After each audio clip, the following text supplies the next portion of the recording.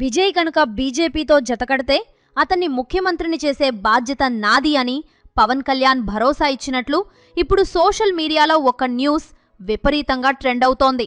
ఆంధ్రప్రదేశ్లో తన చారిత్రాత్మక వ్యూహంతో అఖండ విజయాన్ని అందుకున్న పవర్ స్టార్ పవన్ కళ్యాణ్ ఇప్పుడు తమిళ రాజకీయాల్లోకి గ్రాండ్ ఎంట్రీ ఇచ్చిన తలపతి విజయ్ వైపు తన చూపు మళ్లించారు.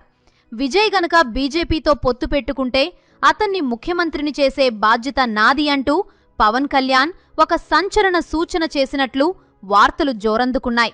అయితే విజయ్ నిజంగానే బీజేపీతో పొత్తు పెట్టుకున్నాడా? అసలు పవన్ కళ్యాణ్ ఈ పొత్తు సూచన చేయడానికి గల బలమైన రాజకీయ కారణాలు ఏంటి? తమిళనాడు రాజకీయాల్లో ఏం జరగబోతుంది? పవన్ కళ్యాణ్, విజయ్ ఈ ఇద్దరు పేర్లు ఇప్పుడు సౌత్ ఇండియా పాలిటిక్స్ లో హాట్ టాపిక్. ఒకరు ఆంధ్రప్రదేశ్లో కింగ్ మేకర్ నుంచి మంత్రి స్థాయికి ఎదిగి తన సత్తా చాటుతుంటే, మరొకరు తమిళనాడులో తనకున్న అశేష ఫ్యాన్ బేస్ను తమిళగ వెట్రి కలగం టీవీకే పార్టీతో అక్కడి రాజకీయాలనే మార్చేశాడు. ఈ నేపథ్యంలో విజయ్ గనక బీజేపీతో పొత్తు పెట్టుకుంటే అతన్ని ముఖ్యమంత్రిని చేసే బాధ్యత నాది అని పవన్ కళ్యాణ్ సూచించినట్లు వస్తున్న వార్తలు ఇరు రాష్ట్రాల రాజకీయాల్లో పెను సంచలనం సృష్టిస్తున్నాయి. పవన్ కళ్యాణ్, విజయ్ ఇద్దరికీ సినిమా రంగంలో తిరుగులేని ఇమేజ్ ఉంది. కానీ రాజకీయాల్లోకి రావడం, నిలదొక్కుకోవడం అంత సులభం కాదని పవన్ కళ్యాణ్ 10 ఏళ్ల ప్రయాణం నిరూపించింది.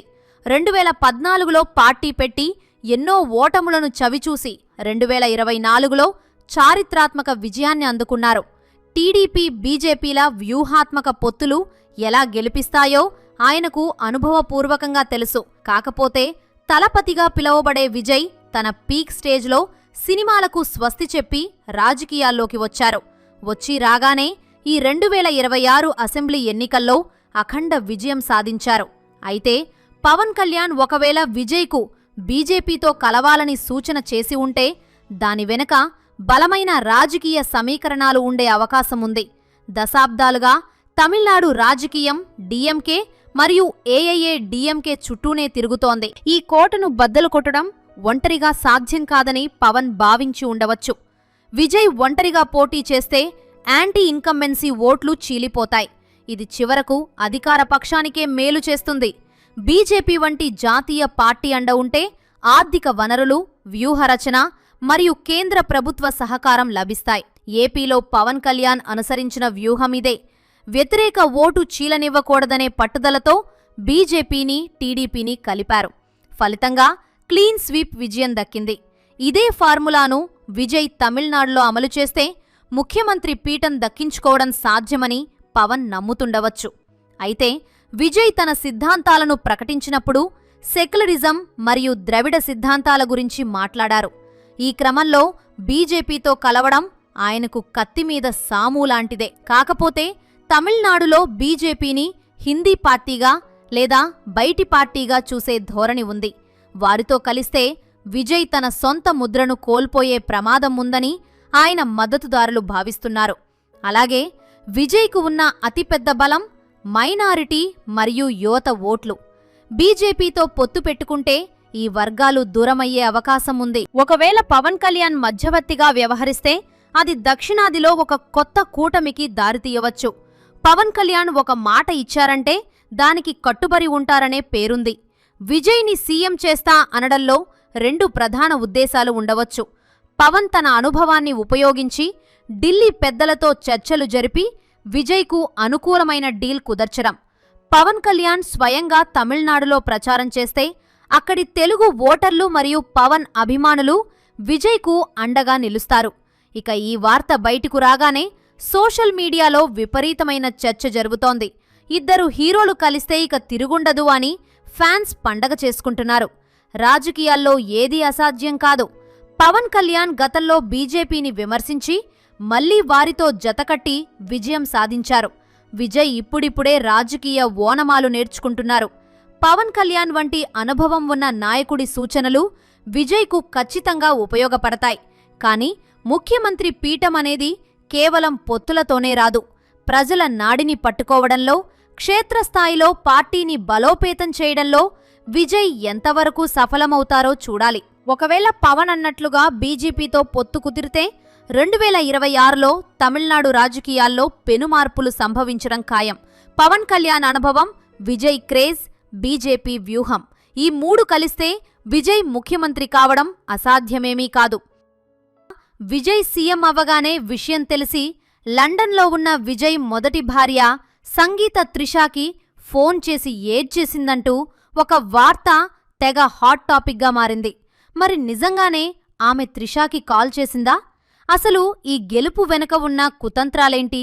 600 కోట్లు ఉన్న విజయ్ స్విఫ్ట్ కార్లో ఎందుకు తిరుగుతున్నారు? కొడుకు సంజయ్ మళ్లీ నాన్న దగ్గరికి వచ్చేస్తాడా అనేది తెలుసుకుందాం. ఫైనల్గా విజయ్ ముఖ్యమంత్రిగా గెలిచి తనేంటో అందరికి నిరూపించాడు. దీంతో ఆ రాష్ట్ర ఫ్యాన్స్ మాత్రమే కాదు, తెలుగు రాష్ట్రాల్లో ఉన్న ఫ్యాన్స్ కూడా ఫుల్ ఖుషి అవుతున్నారు. ఇప్పటికే ఆయన ఇంటి దగ్గర తెగ సందళ్లు మొదలయ్యాయి. అయితే ఇదంతా ఇలా ఉంటే మరోవైపు విజయ్ పర్సనల్ లైఫ్లో జరుగుతున్న సీరియల్ డ్రామానే జనాన్ని ఎక్కువ ఆకర్షిస్తోంది. విజయ్ సీఎం అవ్వగానే ఆయన మాజీ భార్య సంగీత త్రిషకు ఫోన్ చేసి ఎమోషనల్గా మాట్లాడిందని తెగ న్యూస్ వైరల్ అవుతుంది. నిజానికి గత కొన్నాళ్లుగా సంగీత లండన్లో ఉంటూ విజయ్కు విడాకులు ఇచ్చేసింది. దానికి కారణం త్రిషతో విజయ్కు ఉన్న రిలేషనే అనే తెలిసింది.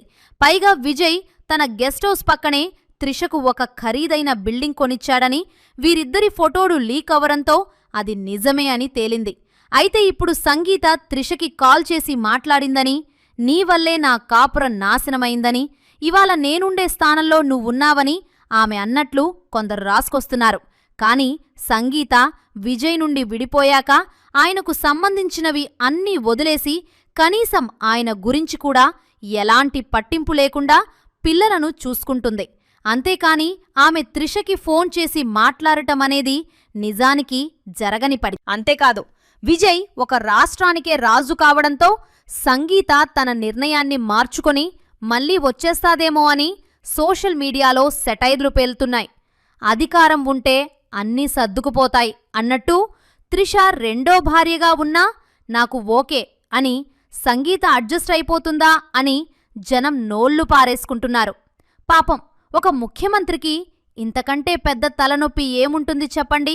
ఇక విజయ్ వారసుడు సంజయ్ గురించి ఎంత చెప్పినా తక్కువే. తండ్రికి దూరమైనప్పుడు తన పేరులో నుంచి తండ్రి పేరును తీసేసి చాలా స్టైల్గా బిల్డప్ ఇచ్చారు. కాని ఇప్పుడు తండ్రి సీఎం అయ్యాడు కదా, ముఖ్యమంత్రి కొడుకు అనే ట్యాగ్ లైన్ మిస్ అయిపోతాననే భయంతో మళ్లీ నాన్న కావాలి అంటూ క్యూలో నిలబడతారేమో అని నెటిజన్లు ట్రోల్ చేస్తున్నారు. నిజానికి విజయ్ ప్రయాణం 1974లో మొదలైనప్పట్నుండి ఎన్నో కష్టాలు చూశారు. తన చెల్లెలు విద్య చనిపోయినప్పట్నుండి ఆమె జ్ఞాపకార్థం తన కార్లన్నింటికీ 0277 నంబర్నే వాడుతూ సెంటిమెంట్ ఫాలో అవుతుంటారు. 1984లో చైల్డ్ ఆర్టిస్ట్గా కెరీర్ మొదలుపెట్టినప్పుడు ఆయన లుక్స్ చూసి నవ్వుకున్నవాళ్లే ఇప్పుడు ఆయన ముఖ్యమంత్రిగా ప్రమాణ స్వీకారం చేస్తుంటే చేతులెత్తి మొక్కుతున్నారు. విజయ్ రాజకీయాల్లోకి రావడం వెనుక ఏదో పెద్ద ప్లాన్ ఉందని అందరికీ తెలుసు. 2009లోనే తన ఫ్యాన్ క్లబ్స్ను మక్కల్ ఇయక్కంగా మార్చి గ్రౌండ్ వర్క్ మొదలుపెట్టారు.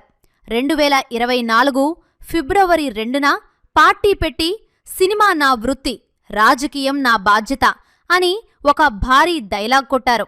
ఆయన సిద్ధాంతం పుట్టుకతో అందరూ సమానమే అని చెప్పినా రాజకీయాల్లో అందరూ సమానం కాదు కదా. తన పార్టీ జెండా మీద అంబేద్కర్, పెరియార్, కామరాజ్ వంటి ఫోటోలు పెట్టి సెక్యులర్ సోషల్ జస్టిస్ అంటూ కొత్త పాట మొదలుపెట్టారు. అయితే ఇక్కడ ఒక చిన్న డౌట్, మీరు ఎప్పుడైనా గమనించారా? సినిమా స్టార్లు రాజకీయాల్లోకి వచ్చినప్పుడు జనం వారిని హీరోలుగా చూసి ఓటేస్తారా, లేక నిజంగానే మారుతారని నమ్ముతారా? ఇప్పుడు మీకో ప్రశ్న, ఒకవేళ మీకు ఓటేసే అవకాశం వస్తే మీరు ఒక అందమైన నటుడికి ఓటేస్తారా, లేక అనుభవం ఉన్న నాయకుడికి ఓటేస్తారా? ఆలోచించండి.